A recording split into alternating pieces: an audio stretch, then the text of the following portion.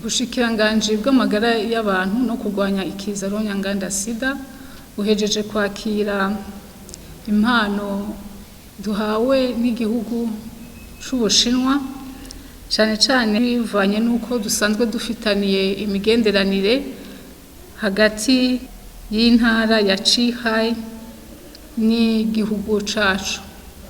Iyo ntara isanzwe ifitaniye imigenderanire n'ibitaro bya Prince Jean Charles. Twaronse rero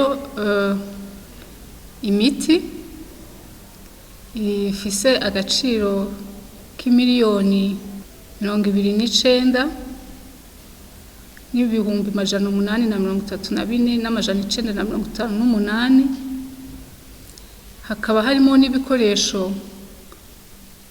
byo muri bloc opératoire no mu gisata cyo kwakira abakenyezi bingana bifise agaciro k'imiliyoni 55 n'amajana 553 n'amajana 518. Hama n'ibindi bikoresho navyo nyene bifise agaciro k'imiliyoni 19 n'ibihumbi 253 n'amajana 373.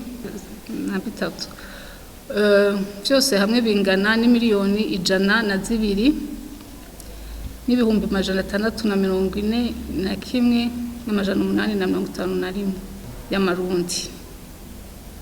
Ego nagomba rero ndababwire yuko mu by'ukuri haraciye nk'imyaka ishika 36 iyo province ya Qinghai ifitaniye imigenderanire myiza cyane n'ibitaro bya Prince Jean Charles.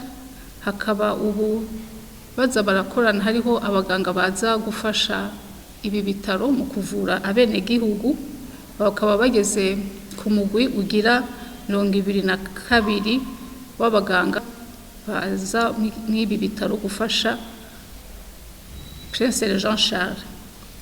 Iyi mission y'umugwi waje ngaha utanga izi mfashanyo warugizwe n'abaganga bajejwe intara, muganga ajejwe intara y'iyo Qinghai, nabo bafashanya n'abaganga bajejwe ibitaro byo muri ayo province.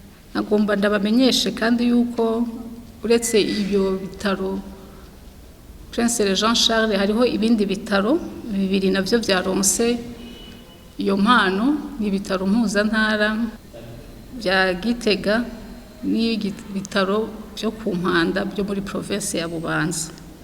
Hama nagomba ndabibutse yuko hariho ibyo bitaro byo ku mpuzantara by'Igitega bifise umubano jumelage n'ibitaro byo iyo province hôpital populaire ya Qinghai.